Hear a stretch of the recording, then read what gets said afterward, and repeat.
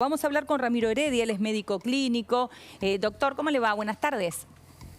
Hola, buenas tardes. ¿Cómo estás? Gracias por la invitación. Bien, muchas gracias. Bueno, a ver, queremos tratar de entender un poquito de qué se trata esta intervención a la cual fue sometido el Papa. Oclusión intestinal, esto es lo que dicen desde el Vaticano. Bien.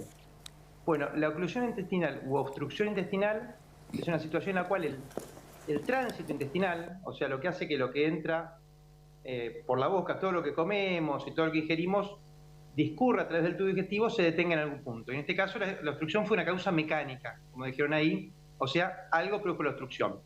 Es una causa frecuente de consulta médica. Decir obstrucción o decir oclusión son sinónimos en la práctica médica. Genera un número importante de consultas en servicio de emergencia. Está visto por estadísticas hasta el 2 o el 4% de las consultas en guardia son en relación a un cuadro de oclusión u obstrucción intestinal. Justifica un porcentaje importante de hospitalizaciones y muchas veces justifica una cirugía que son de emergencia habitualmente, ¿sí? Esto constituye una urgencia en la cual, una vez hecho el diagnóstico, el paciente se queda internado, se trata y son pacientes generalmente quirúrgicos. En este caso, por el relato de lo que tenemos en los medios que dijeron del Papa, y el parte en italiano, no hablo italiano, así que sabemos lo que entendimos en español hasta ahora, se sabe que lo que tuvo el Papa, en este caso, fue una hernia atascada. ¿Qué es una hernia atascada o encarcelada? Es una hernia.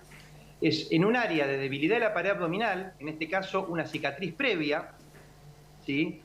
O por adherencias generadas por una cirugía previa, y ahí nombraste muy bien que el Papa tuvo una cirugía de urgencia, una diverticulitis complicada hace algunos meses, y eso genera, por un lugar, en primer lugar, la herida quirúrgica como antecedente y adherencias muchas veces.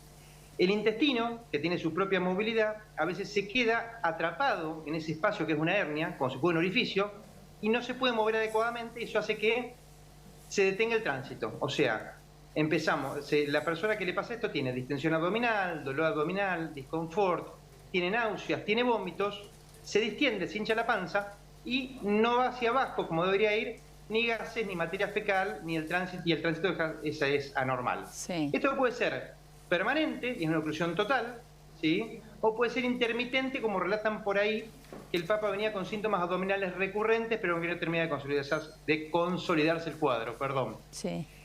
Una vez hecho el diagnóstico de que se quedó una porción del intestino en este orificio herniario, digamos, o una eventración es lo mismo decir, en este caso porque tiene antecedente quirúrgico, el paciente se lo pone en reposo digestivo, o sea, no come más nada, se le pone un plan de hidratación, o sea, un suero para hidratarlo, y se evalúa la posibilidad quirúrgica como pasó en este caso, ¿sí?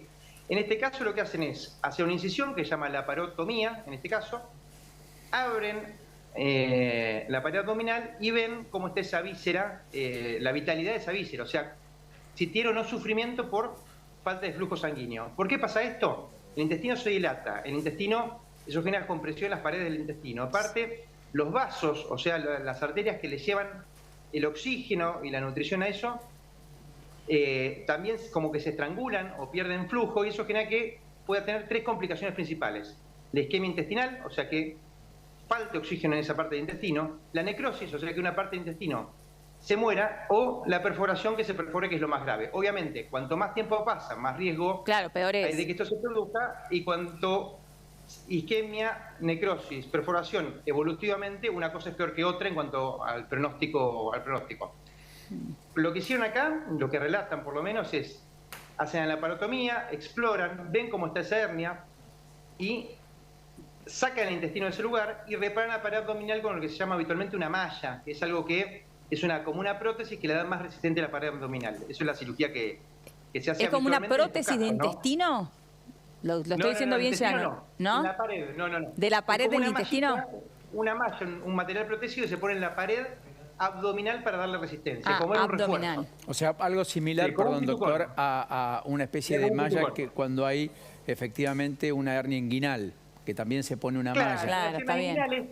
Primero, se resuelve, si la hernia, vos por una hernia inguinal, ¿sí? Que generalmente es sin antecedente quirúrgico, un área de debilidad de la pared abdominal, sale un pedacito de intestino, que a veces entra, sale y molesta, y vos te palpás un bultito en la región inguinal. Correcto.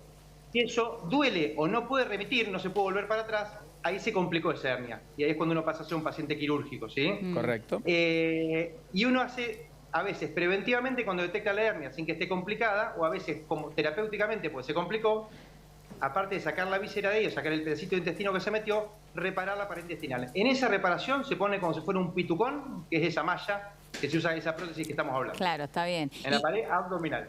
Ahora, fue clarísimo, Doc. Ahora, la pregunta es, ¿cómo es el posoperatorio? ¿Qué se viene de aquí en adelante? Bien, el Papa, por lo que sabemos, es una persona de 86 años, es una persona mayor, que tiene mucha vitalidad y mucha agenda, pero que tiene sus antecedentes médicos de relevancia, ¿sí? Y tuvo varias hospitalizaciones en los últimos años. En general, el paciente queda en reposo digestivo, por lo menos generalmente el día que después de operarse, o por lo menos varias horas, o sea que no come nada, en ayunas, con hidratación endovenosa, o sea con un suero, y al día siguiente, de acuerdo a cómo está el abdomen, o sea, si tiene dolor, si no tiene, si tuvo náuseas, si no tiene, si tuvo vómitos o los síntomas que tiene, se lo empieza a alimentar progresivamente, ¿sí? Progresivamente se empieza a darle líquidos, después se da alguna dieta blanda, una consistencia tipo papilla, y después se pasa a comer algo sólido, como por ejemplo carnes.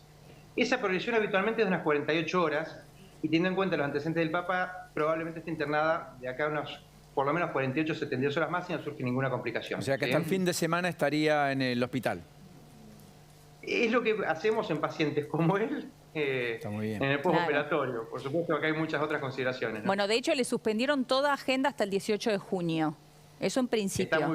Hasta el 18 de junio no tendrá ninguna audiencia ni general, ni ningún otro tipo de cuestión en su agenda. Con lo cual, cuando dicen en el comunicado que se encuentra bien y trabajando, perdón, Doc, lo que está diciendo es que está trabajando, está oficiando cosas que le quedaron pendientes, pero no está con agenda, no está con reunión, es cosa absolutamente natural, y para eso habrá que esperar unos 10 días. Sí. Exactamente. Exacto. El paciente habitualmente cuando se va de alta se va caminando y comiendo, decimos, ¿sí?